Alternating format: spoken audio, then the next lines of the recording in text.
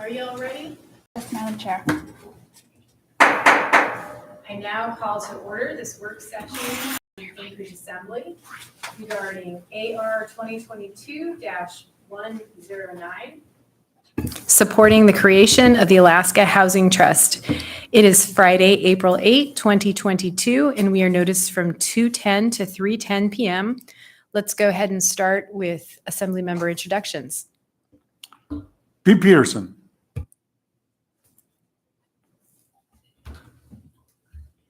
Felix Rivera. Suzanne LaFrance. And on the phone, we have Ms. Kennedy. Yes, I'm here, thanks. Are there any other members on the phone? No one else. Okay, great. Well, we'll go ahead and get started.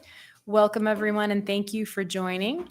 I will go ahead and turn to one of the sponsors of this resolution, Mr. Rivera. Great. Thank you, Madam Chair. And thanks, everyone, for joining today. So before us on April 12th, I believe it's in the 10B section on our agenda, we're going to have before us AR number 2022-109, a resolution of the Anchorage Municipal Assembly supporting the creation of the Alaska Housing Trust.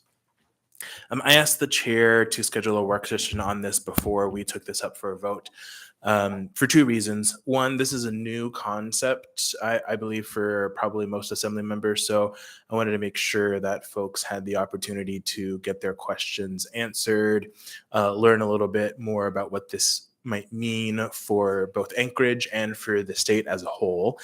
And then second, this is very timely. As folks know, the legislature is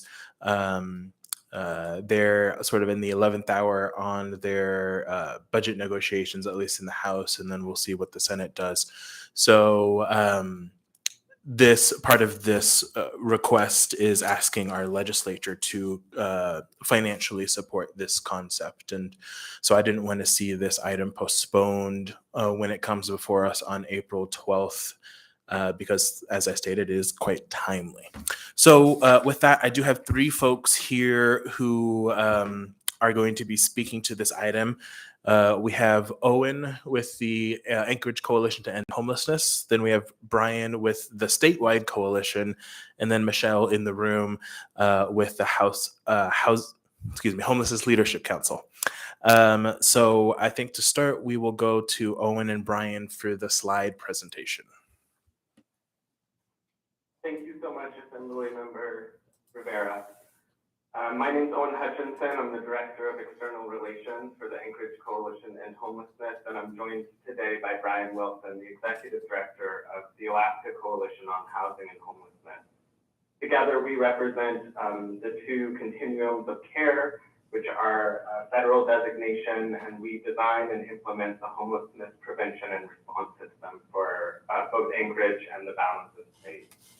Today, we're talking about the Alaska Housing Trust, which is an initiative that we put forth this year. And if you can go to the next slide, I'll talk a little bit about the mission. The goal of the Housing Trust is to produce, preserve, and protect housing for Alaskans. The Housing Trust will serve as a statewide funding source to maximize existing housing resources, and it will be a renewable source of income to supplement the funding streams for housing in our state. The trust will leverage state and federal resources using our speciality as the continuum of care, and it will be housed outside of the state to include the potential for municipal contributions, philanthropic contributions, with the overall goal of increasing the housing supply.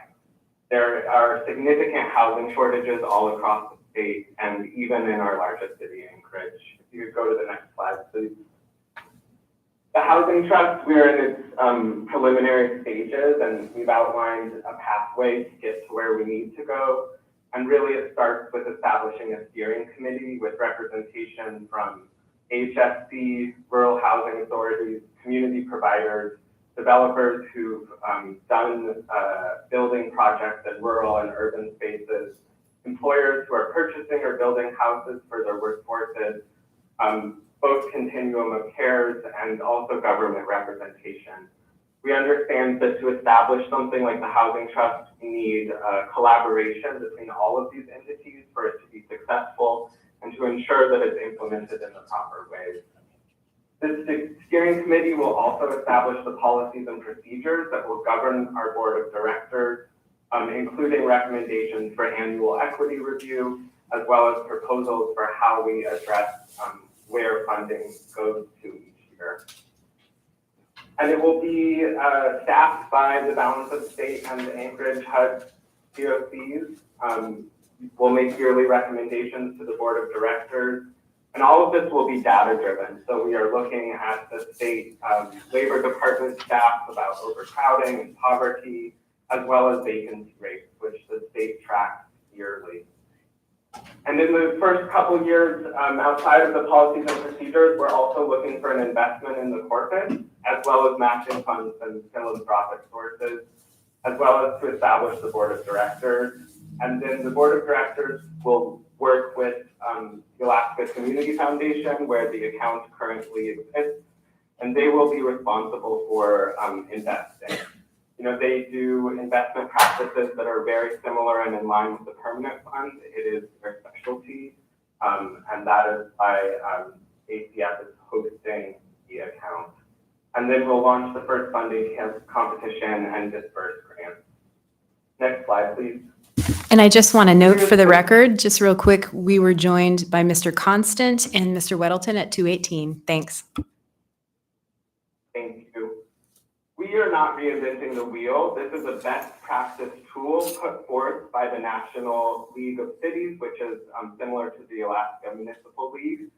Since 2019, the National League of Cities has promoted both state housing trusts and local housing trusts as a best practice tool for increasing the housing supply. You'll see on this map, there's 3 states in white. Those are the only 3 states in our nation that do not have a statewide housing trust. And that is, we're joined by Wyoming and Mississippi. You'll also notice these purple numbers, and this is just indicating that this is not to supplant any current funding sources and actually work in tandem with local housing trusts. I think the more the merrier in this case, and we'll talk a little bit about the challenges of developing in Alaska, which are unique, and the need for a funding source which is not restricted in the same ways that federal funding sources or state funding sources are. Next slide, please. During COVID, vacancy rates dropped. In many places, close to half. And it's shocking to see this, and the state labor department, indicated a few reasons why the vacancy rates may have gone down so significantly in our state. One of them, they listed that many landlords said they no longer wanted to deal with being a landlord, and they also wanted to capitalize on the strong real estate market. So, they have worked with the same landlords for many years in developing this survey, and they heard that consistently from many people. I think there was one community where the vacancy rate went up. It was Juneau, and overall we went down as a state from about 9.2% vacancy to 5.9% vacancy average across the entire state.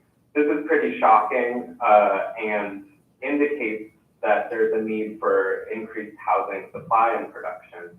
Next slide, please. Alaska's also been impacted differently by COVID than other states. Our economy relies heavily on the oil industry and on tourism. And while we hear stats about tourism rebounding, we don't see that play out in nationwide labor data. We're joined with Hawaii and Louisiana and other states where oil production and tourism are their primary economic drivers. And this stat is from last July. However, we are still seeing a slow recovery in our state of these service industry sector jobs. In Alaska, some of the top 10 jobs are waitresses, store clerks, and these jobs simply aren't returning at the rate in which they are in other states. So we have a reduced vacancy and we have slow jobs coming back. And this creates really a perfect storm for housing shortage and severe lack of access to housing for people who work in these industries. Next slide, please. I'm going to turn it over to Brian to talk a little about the homelessness prevention response system from a statewide perspective.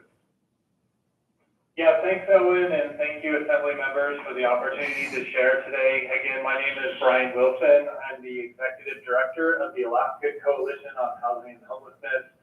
Similar to the Anchorage Coalition, our geography that we cover is everywhere in the state except Anchorage. So we partner hand in hand with the Anchorage Coalition. We know that our service arrays are linked together. I think under the umbrella of homelessness, it's really important to understand how clients are accessing our systems to understand why there's such a need for this best practice funding tool to exist in this state. You go to the next slide, you'll see that on this very complicated looking map, which I refer to as the logjam map, we have a very sophisticated data system called the HMIS system that really gives us an ability to show how our system flow looks like. This wasn't the case 3 or 4 years ago when our system data quality was super low, our system utilization was really low. We worked really hard to get over 400 programs in the HMIS system alone. And for every program, we're collecting where clients are coming from, what types of services they're accessing, how long they're in those services, and then when they're referred out or exit a program, where they're going to. And if you start diving deeper into some of the elements of this logjam map, it'll become very clear why an Alaska Housing Trust is necessary. Next slide, please. If you look at all the first stop for the majority of our clients, or for an overwhelming amount of our clients, 45% of the clients at some point access an emergency shelter system.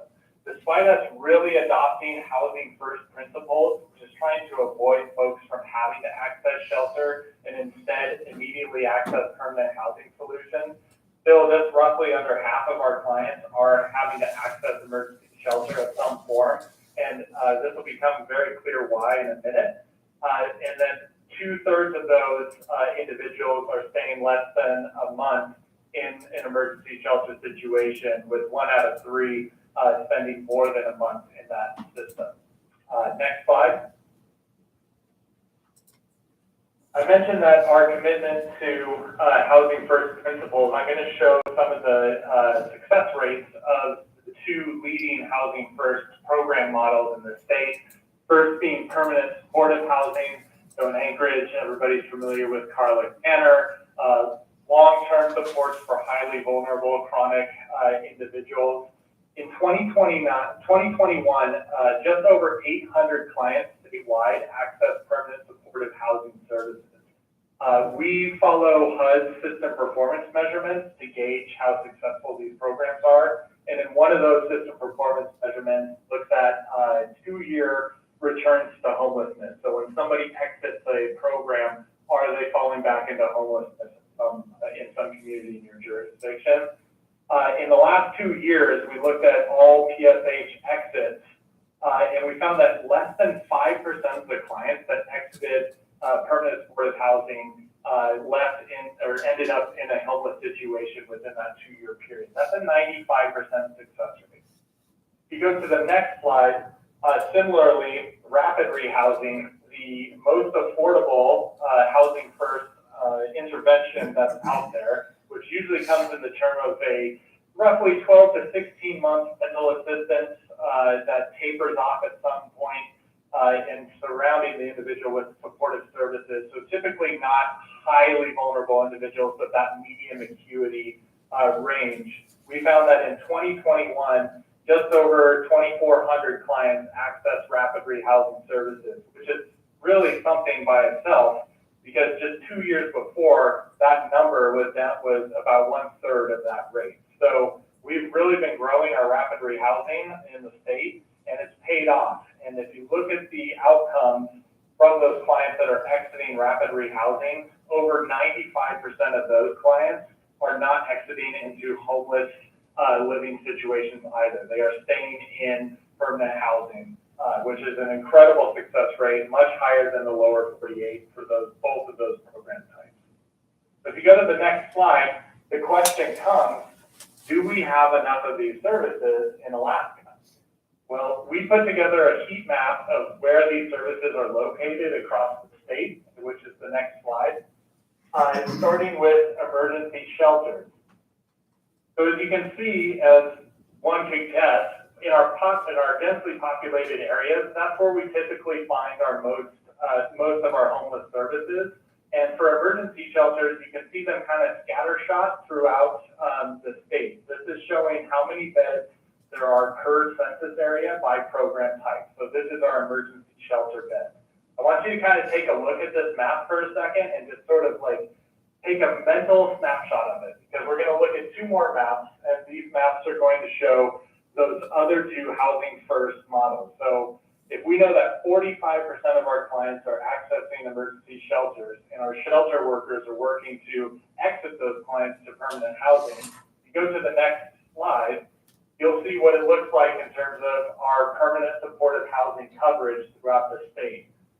Most of those areas that have those shelter capacity in our rural communities have absolutely zero options for permanent supportive housing.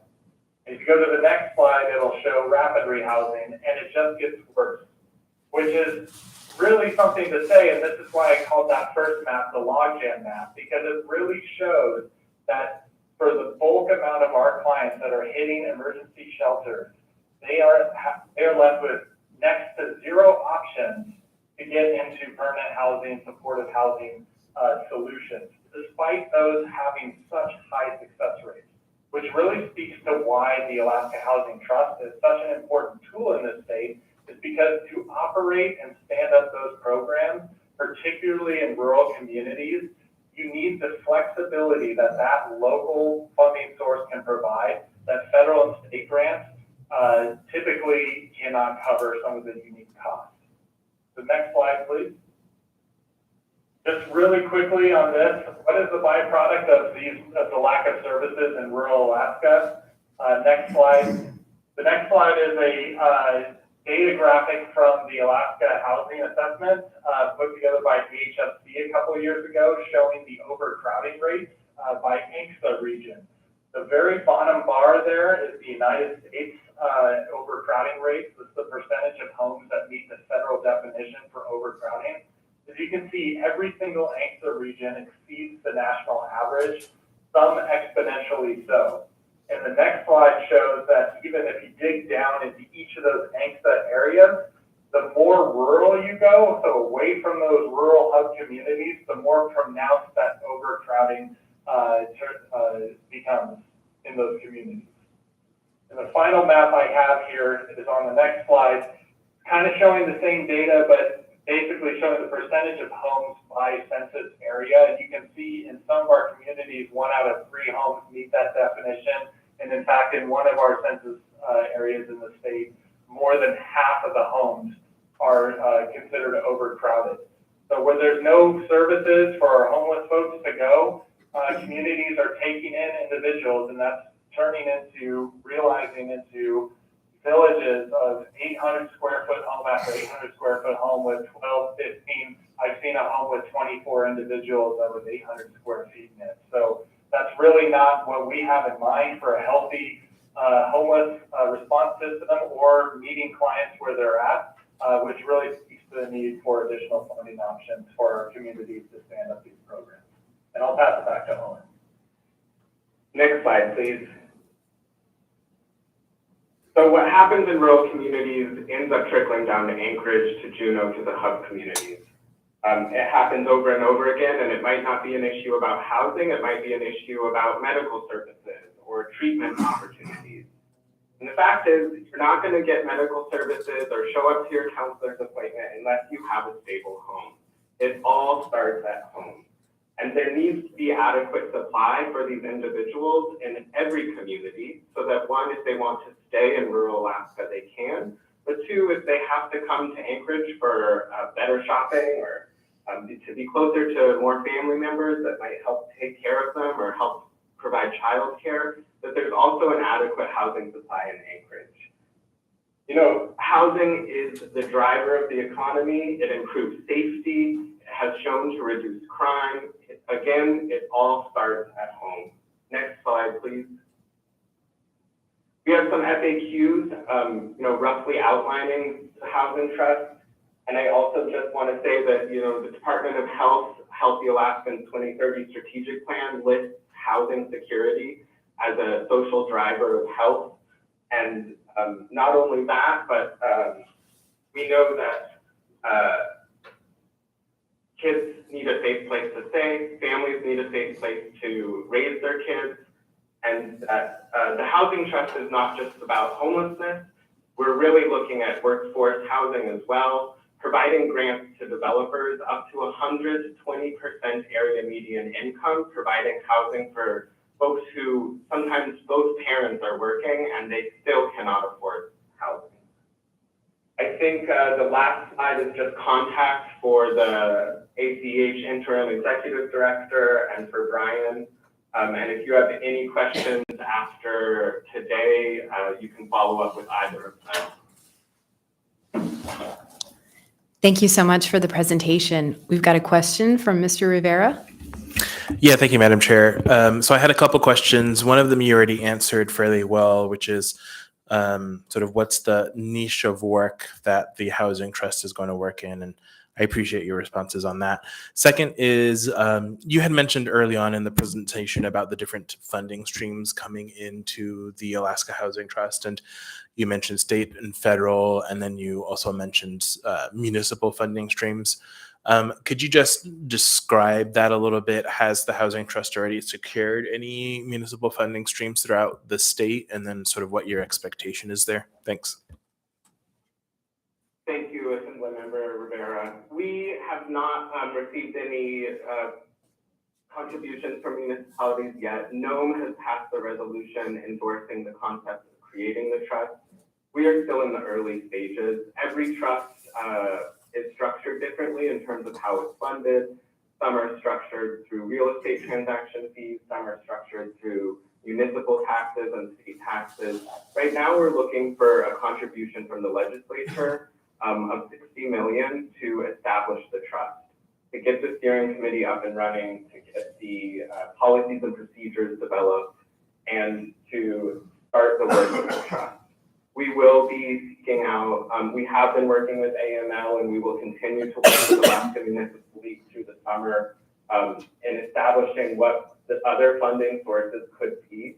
We want this fund to exist as long as developers want to build in Alaska, and as long as developers want to house families and people who need safe places to stay. Great, thank you. I guess just a final comment. I think that sort of goes to the timeliness of this resolution, especially as the legislature finalizes their operating and capital budgets in the coming weeks. So thank you so much. Thank you, Mr. Rivera. Next, Mr. Weddleton. Thanks. I have a list. No one else on deck? Good. You can give me the Go hook for now. it. So, I had a couple of questions on this because reading just the AR that we have in front of us, it seems to focus on providing more money kind of for the homeless system that we have, more the COC system. But then you mentioned also affordable and workforce housing. It is, so what proportions of each, or can you kind of flesh that out a little bit? I think that'll be, determined in the policies and procedures and ultimately decided by the board of directors. So I think it's a little early stages to say the exact proportions. The important thing is that it's driven by data, so that we are working with HMIS and that we are working with the Department of Labor in understanding where the greatest housing needs are, and specifically what populations need to be served most.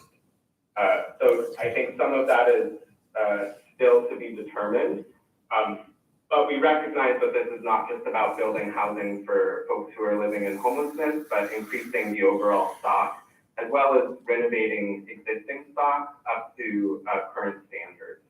So not only do we not have enough housing, but a lot of the housing we have is inadequate in terms of its building at quality. And so we're also looking at capacity building grants for agencies who want to build housing who might not have in the past, or who don't have, engineering departments and grants departments to solicit the kind of federal and state funding necessary. I'll also just mention that in Nome, they're trying to build a permanent supportive housing project for 15 units. They have 20 funding sources, all with different grant reporting requirements, and a staff of 2 that is managing this right now. That creates an enormous burden on smaller agencies and developers who are interested in building new housing stock or renovating housing stock, and who these funding sources often don't take into account the unique challenges that we face in Alaska. Okay. Continue. So, one of the things with the vacancy rates getting bad could be that short-term rentals have gotten so easy with the different, online services. And I know happens maybe not too noticeably in Anchorage, but it happens here. But in places like Girdwood, it's significant. And so they don't have the vacancy. But for a lot of these programs like, Cookland Housing, I don't think can go down and build in Girdwood because it doesn't meet the income requirements. But, any workforce housing down there opens up workforce housing in Anchorage. I mean, there's a lot of, equal benefits really. So how would you deal with something like that? Knowing that you don't have a board that will make that decision, but. Thank you for the question, Assembly Member Weddleton. You're correct that what happens in Girdwood affects Anchorage, and honestly, what happens anywhere in the city affects Anchorage because we are the primary service hub for pretty much everything. We also have a unique transient population, which is seasonal, which is based on our workforce and needs of our labor in Alaska. So we have unique challenges for sure. The vacancy rate going down, I think, is troubling because what it ultimately means is the cost of rent goes up. And if we start, I didn't even touch on it today, but if we start looking at how much people are spending on rent a month, almost every community in Alaska is considered federally rent burdened. And I'm happy to share those stats with the committee or the assembly at a later time, but it affects everything, Assembly Member Weddleton. All right, thanks. I got a comment and then a final question. One is I own a 4-plex and I am absolutely blown away at the amount that we charge for rent, and we don't really make any money off of it. And that's really our problem. So I guess, and I guess just something to think about maybe as you go forward, we do housing here. We don't have a requirement that you build to the density allowed by the zoning. So you could have, something that's zoned, R1 or R2, but it could be, very large lots. And as you consider what gets funded and so on, I'd recommend looking at maybe a criteria that anything that's built new would be at the, maximum allowed by the zoning. So you don't get single family homes somewhere where you could get 4-plex or more. That's not a question, I guess. That's just a comment. Thanks. I have a comment on that, Assembly Member Weddleton.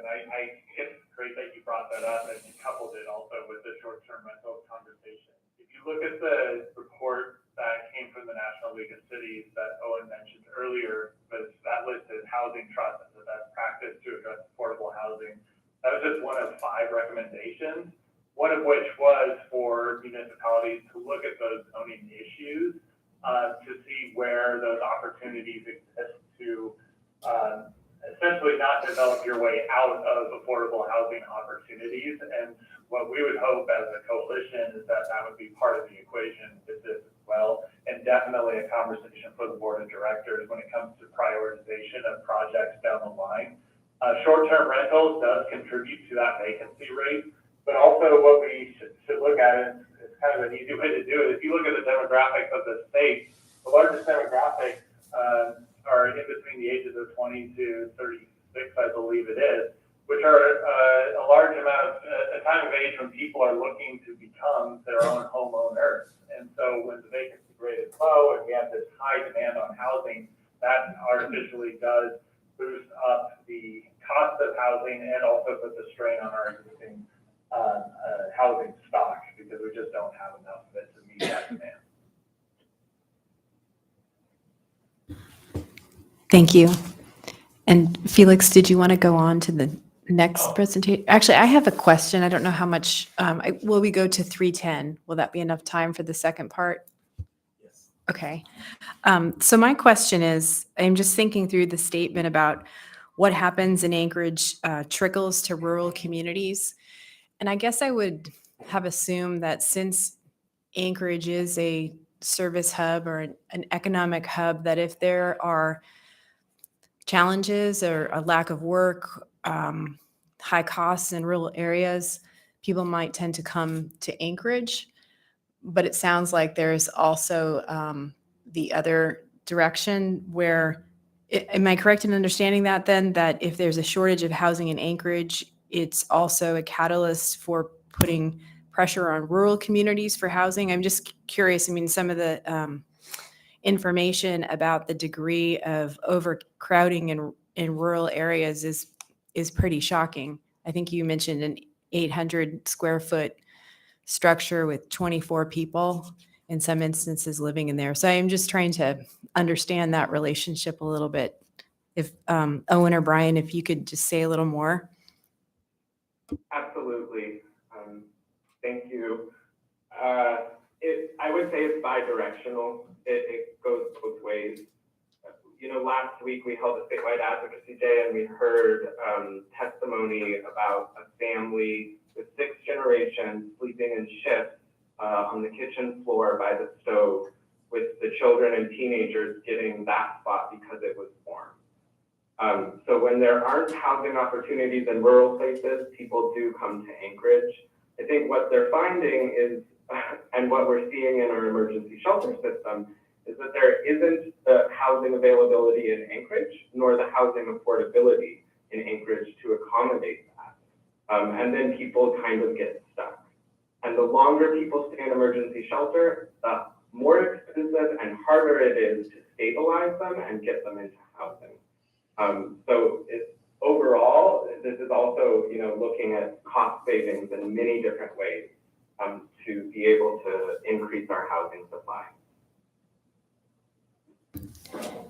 Thank you. We've got a question from Mr. Peterson. Thank you, Madam Chair. And the number that stuck out to me when I was looking at this is the 32.5% of Alaskan adults that live in a household that's behind on their rent or mortgage right now. And that is how I wanted to know how recent that data is. Thank you, Assemblymember Peterson. That is from March, and that data was started to be collected by the U.S. Census Bureau in March of 2020, at the start of the pandemic. And they have collected monthly stats on it since then, and that is the overall between March 2020 to, I believe, February 2022 for Alaska households. It is a significant number are people who are just one paycheck away from losing their housing or able to pay their mortgage. So that's U.S. Census Bureau data. It's called the COVID-19 Pulse Survey, and it measures indicators like food security, housing security, and things that have been impacted by the economic situation in the last 2 years. Okay, I got one additional question. We've been told that we have a population decline for a number of years in a row here in Anchorage and the state of Alaska overall. And I'm wondering, when is that going to start to have an effect on the vacancy rate? Thank you. What I hear from employers like Providence is we can't attract workers because they can't afford or find housing. So we are building housing. What we're seeing is employers having to make their own housing to house their workforce. And we believe that that should be the responsibility of developers, construction companies, nonprofits, focused on specialized populations, and that we need an increase overall of a variety of housing types for various folks. I don't know when the Anchorage population decline will affect the vacancy rate. I think we'll have to see how that plays out, and especially when we're in a moment of recovery. we want to attract new families, right? We want to attract the new workforce. We want to make Alaska a place where everyone can envision building a life for themselves in the way that my parents were able to in this state. Thank you. Thank you, Mr. Peterson. So we'll go ahead and go on now to Ms. Brown. Thank you, Madam Chair.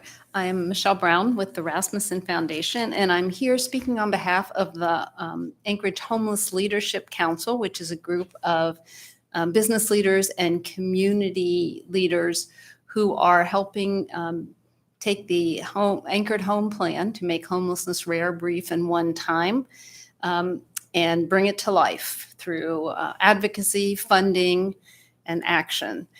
And they have endorsed the Anchorage Housing Trust, the Alaska Housing Trust, for reasons not only for what you just heard from Brian and Owen about, we cannot resolve homelessness if we don't have housing units. I mean, it's not a rocket science equation. And we are in this very uncomfortable, unusual situation where we have considerable dollars coming into the state for rent supports and so on, and we cannot deploy them. And the reason we can't deploy them is because we have what I would like to call a housing gridlock. And the rents at the lowest price units are beyond reach for people who, about half the population is considered rent burdened right now. And that's not homeless population, that's just general population. But the units that are least expensive are not held by those who have the lowest income. They're held by people who in a healthy market would move up and free up those units. And they are not moving because they can't afford the next step. And it goes the whole continuum of housing until you also get to seniors who might want to downsize, but can't really afford to do that either because it's so expensive to get a smaller unit. So we are stuck. And it not only affects housing people who are homeless, it affects, as you just heard, attracting workers.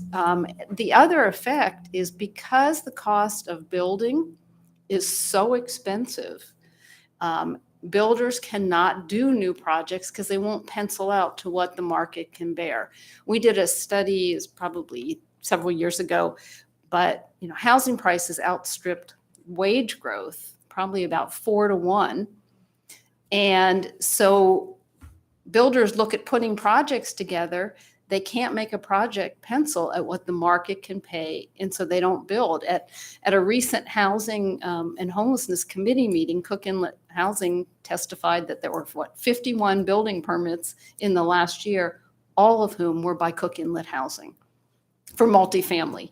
So we are really stuck in gridlock. And I think to Assemblymember Weddleton's point, there are a lot of policy levers that we need to be considering as a community and as a state to change that scenario. But one of them is funding, and it is exquisitely difficult to put together a housing project that is not only for permanent supportive housing or rapid housing for our homeless population, but also that can pencil out for up to 120 of the median income wage. And this tool, the Alaska Housing Trust, can give us money to help top off projects and also serve a function that we've never had in this state. And that is, we have a goal through that Alaska Housing Trust to get more housing. So that trust can use its dollars to leverage other dollars and really make sure projects come together versus leaving it to every individual developer or nonprofit or whoever's building to go seek out every funding source, file their applications, manage it, sequence the timing of when funding will come in.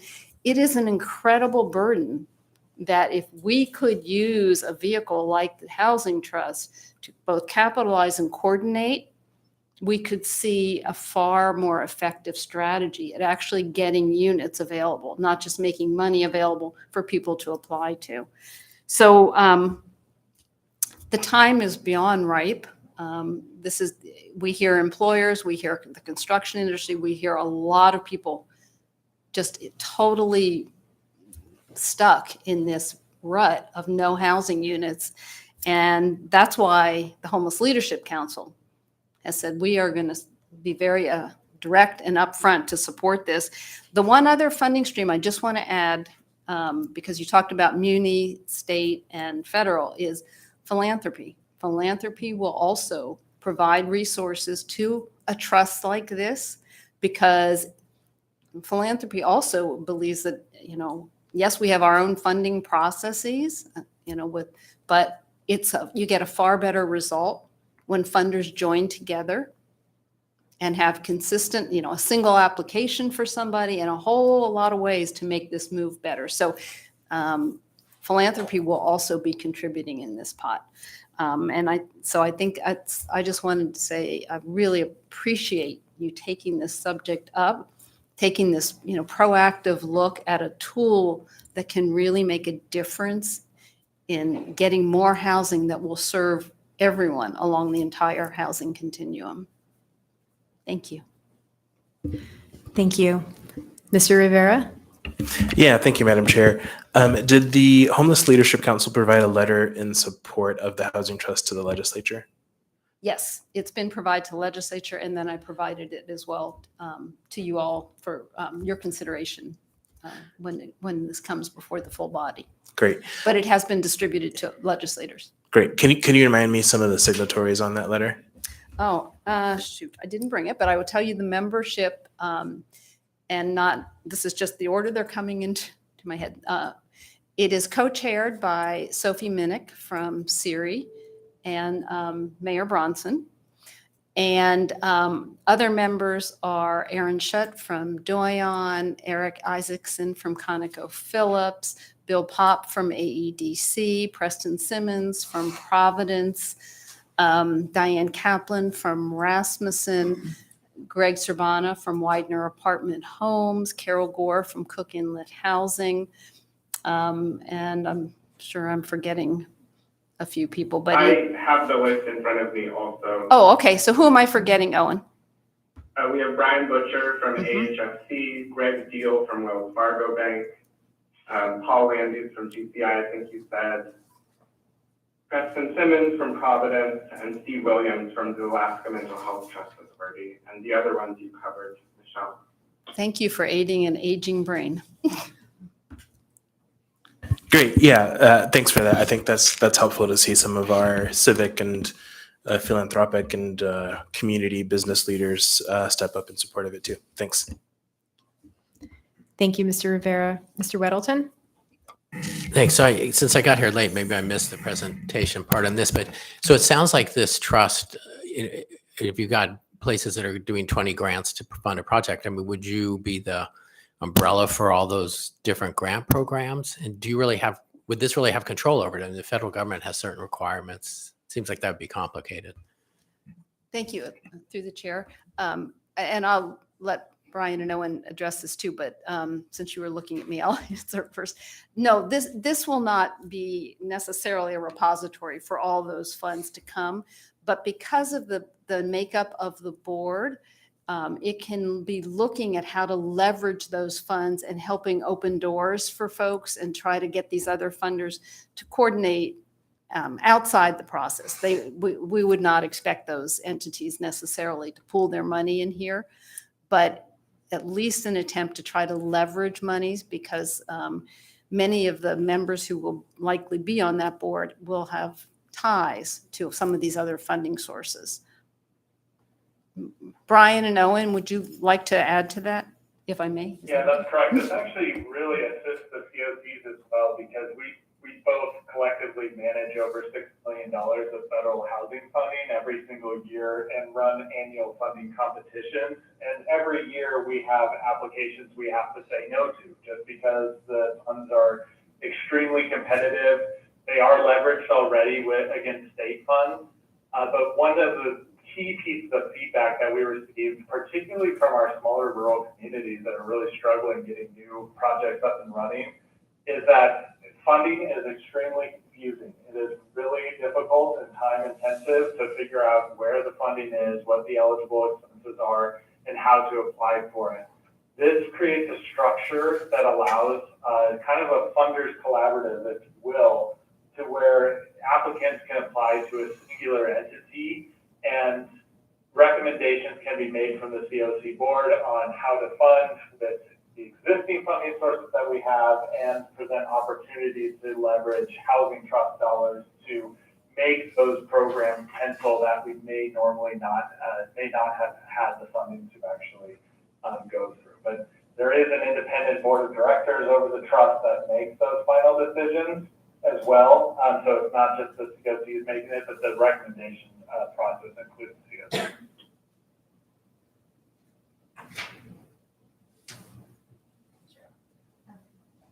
Thank you, Madam Chair. I just wanted to add, and I don't know if any of you are familiar with the Village Safe Water program that's operated at the state to put water and sewer systems throughout Alaska. And one of the ways I think this could operate is similar to that. And, you know, it used to be many years ago, you would have multiple federal and state entities helping put in water systems or sewer systems. And the Village Safe Water program helped integrate those things, not pool the money necessarily, but make sure there was a way in place that a community that wanted to build a water system would be able to coordinate monies that came from the Corps of Engineers, monies that came from EPA, monies that came from a bunch of places, and then be able to top it off with state money to make sure you had whole projects. Because before that, you could go to a village and you'd see one village, you know, scored high and got the boardwalk they need for a water system. The other one got, you know, a washateria. The other one got this. Nobody got all the pieces they need for a complete system.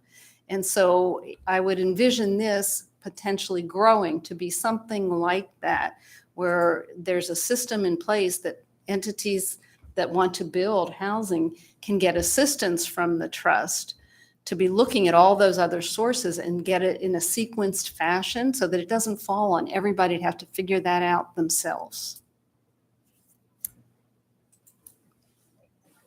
That sounds good. It sounds like that place in Nome will have to do 21 grants instead of 20, but maybe they're coordinated. So then I guess one last thing. So we're talking 60 to 180 million, something in that ballpark, right? If it's all funded and all the sources. So does it, like it'll spin off 4% and that's what you spend, that 7 million a year? Madam Chair, I think that will be up to the board. It can be wholly endowed, which means it would spin off just whatever, 4 or 5% a year, or it can be quasi-endowed, which means you can set aside how much you want to spend each year, and so the rest earns, and that's done yearly. Or it can be completely open, for funding decisions. I think, the tentative view right now is to make it quasi-endowed, so that if you end up with a lot of good, right projects, you might be able to deal with it. But that ultimately will be a decision by the governing body. Brian and Owen, do you want to add? I'll just add that the ask for the legislature of 60 million represents 60 million to the corpus and 10 million to be dispersed in the first grant year. We recognize that that amount is larger than probably what future grant disbursements will be. However, we recognize also that there's a need for an infusion in housing development in our state. And again, that will be up to the board of directors to ultimately decide, and really the steering committee with representation from the different groups that we listed to help define that as policies and procedures. Thank you. Did you have any other questions, Mr. Well, Weddleton? thanks. Thank you. Mr. Constant? Thanks. Just with the comment from Mr. Weddleton about 21 grants instead of 20, it raises an idea that I'm sure somebody's got out there of a clearinghouse for applications where an entity like a trust or a trust's partner agency that develops in concert with them could in fact serve as a location either for technical assistance or for unified application processing, where you do a pre-development program, you get them identified, and then you run them through And then that could even grow into much like they're doing with the infrastructure bill in Washington at this time, where they're doing coordinated applications. So one application goes to multiple entities with the same information and qualifies them for whatever they're eligible for under those tools. And so one thing to add to your list on how to develop this would be a coordinated application process. Thank you so much, Vice Chair Constant. You are correct that we have talked about the need for technical assistance to housing developers, nonprofits, and regional housing authorities across the state, as well as capacity building grants for organizations to hire a grant writer who can manage complex grant requirements. And ultimately, we would like for the trust to be able to be the place to go to find out where the funding sources are, as well as be a funding source in itself. Any follow-up? And did you want to add anything to that, Ms. Brown? Thank you, Madam Chair. I think it's a wonderful, wonderful idea. And I hope that if this trust is actually receives money enough to start really kicking into gear, that private philanthropy will put funds in there and model that behavior of a common application. Government's a little harder for them to do, but I really do hope that we can model that. Thank you. Are there any other questions or comments? I would jump in briefly. Wearing a real estate professional hat and a person who owns a house hat and a person who represents a district with lots of people who are housing challenged, I recognize there's kind of this duality and conflict between the idea of housing as an investment and the place where you hold your wealth, and the growing of property values, and the conflict with the need for affordable housing and how we get units built and who possesses those units. And I just always like to speak for the fact that as much as possible, the way to solve that conflict is to take those folks who are living in those supported units that are owned by third parties and figure out a way to move them towards successful home ownership, so that it's not just a collection of wealthy people owning a bunch of big unit properties that keep people strapped to them as income sources. And so I hope whatever work is done, there is some thoughtful elements in the approach to thinking about the continuum of not just moving people into permanent housing, but actually adding to that towards home ownership wherever possible, because then you harmonize the conflict that happens between housing affordability and home ownership as value. And so figuring that part of it out, it's probably a couple steps down the road from getting it formed and getting it working and getting some people off the streets as much as possible. But I think it's important to keep that idea in there, because there's a project, I can't remember the name of it now, that was over where Fairview Park is. I forget the name of it. And it'll come to me as soon as I walk out of the room. There was a really awful project where Fairview Lions Park is now. And that property was a place where scores and scores of people lived. And right next to it are those Alaska Housing Finance units between the park and the Fairview Rec Center. What the original intention of the redevelopment of that land was going to be to knock down and destroy the projects that were there and provide small for purchase units for people who lived in that neighborhood to begin possessing a home and owning it, and not, instead of being a renter. And then there were great conflicts that rose up because some people wanted that land to become the landlords for those people and just kind of restate the process. And in the end, the conflict got so bad, I mean, there were just fights, that the community just decided that it was going to be a park, and that was it. And that's where it ended. And the park is a good thing. I'm not saying a park is a bad thing, but it went from a slum to a promise of a place where people could own, to a fight over profits, to, well, let's just make it a park then. And so we have a long history of this in our town. And the only people that seem to get caught in that trap are the poor. And we can never figure out a path for them to join us, who have been, and I only recently, able to buy and own their own home, which is an incredible, life-changing experience if done properly. Thank you, Mr. Constant. Are there any other questions or comments? Okay, seeing no one else in the queue, this item AR number 2022-109 will, as Mr. Rivera said, be on the agenda or is on the agenda for the regular meeting of April 12. It is item 10B1. And I would like to thank our presenters, Owen, Brian, and Michelle, for being here today. And thank you, Mr. Rivera, for organizing this work session and the information. And Mr. Constant? You just the PowerPoint, the slide deck that was at the first part of this meeting, do we have that for adding up to the website? Yeah. Thank you. Thank you, Mr. Constant. That will be available on muni.org on the assembly page. If you click on assembly and at the top, go to work sessions and then just scroll down to today. Okay. And thank you for mentioning that. With that, we are adjourned. Thanks, everyone, and have a lovely weekend.